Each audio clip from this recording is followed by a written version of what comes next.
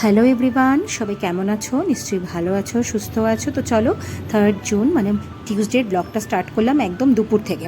তো টিউসডেতে কিন্তু সবাই মানে মা, নন্দিতা, এদিকে ভাই ওরা খায় ভেজ, তার জন্য ভেজ রান্না ছিল, মিক্সড ভেজ, ভেজ ডাল, আর সাথে ছিল একটা স্পেশাল আইটেম মান কচু বাটা। কেমন হয়েছে চাটনিটা? ভালো হয়েছে। ভালো হয়েছে। আর সব থেকে করে এখানে যে আইটেমগুলো রয়েছে সব থেকে কোনটা ভালো হয়েছে বেশি? সবথেকে কচু বাটা ভালো হয়েছে। কচু বাটা। তোর? দারুণ। তোমার তোমার তোমার কোনটা ভালো লেগেছে এই একটার মধ্যে? কচু বাটা বা আচ্ছা আলুর দম। আলুর দম? আচ্ছা দেখেই বলছে ভালো হয়েছে। তোর? আলুর দম। এই তো আলুর দম প্রিয়। আচ্ছা তোর? কচু বাটা। কচু বাটা। এই হলো কচু বাটা। হ্যাঁ, এই মান কচুটা আমরা কলকাতা থেকে নিয়ে এসেছিলাম, আর মঙ্গলবার দিন যেহেতু ভেজ ছিল তাই মা একদম নারকেল বাটা সব কিছু দিয়ে কিন্তু হেভি করে রান্না করেছিল। মাম্মি কেমন হয়েছে? হেভি। তোমার কোনটা বেশি ভালো লেগেছে? মানে ভারী। কচু বাটা খেয়েছি এখনো অব্দি, দারুণ হয়েছে, দারুণ হেভি হয়েছে। আমার মা কিন্তু এই ধরনের রান্নাগুলো দারুণ করে।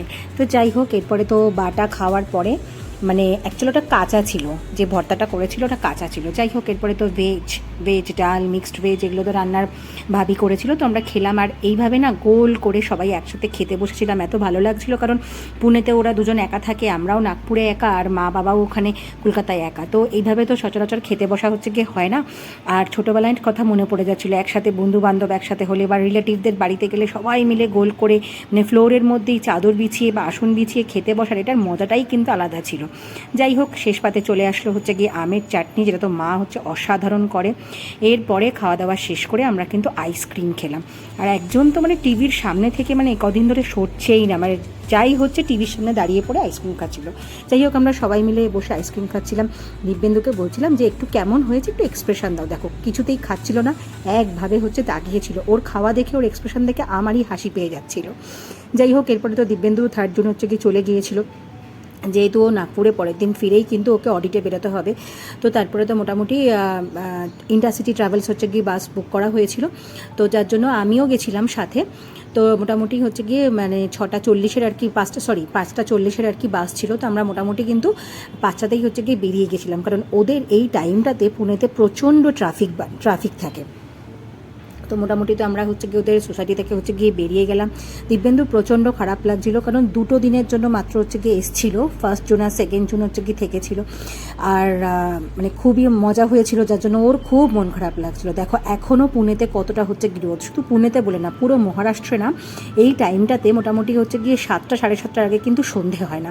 আর আমাদের দুজনের বাস স্টপে পৌঁছে গিয়ে এত খারাপ লাগছিল যে এই 2 দিন এত মজা করলাম, হই হুল্লোড়, এখানে যাওয়া, খাওয়া দাওয়া একসাথে বসে ভীষণ। যাই হোক, তারপর তো 10 মিনিটের মধ্যে হচ্ছে গিয়ে বাস চলে আসলো।